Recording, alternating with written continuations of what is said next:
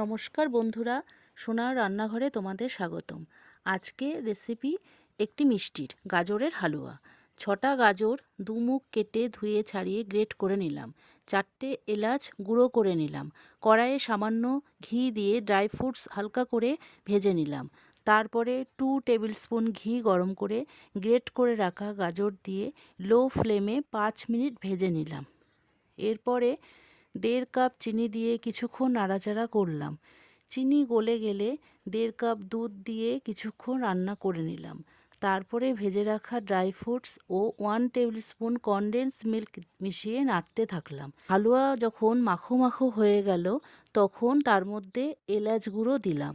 তৈরি হয়ে গেল গাজরের হালুয়া।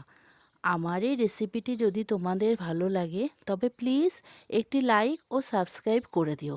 তোমাদের একটি লাইক ও সাবস্ক্রাইব আমার এগিয়ে যাওয়ার পথে অনেক উৎসাহিত করবে। ধন্যবাদ বন্ধুরা।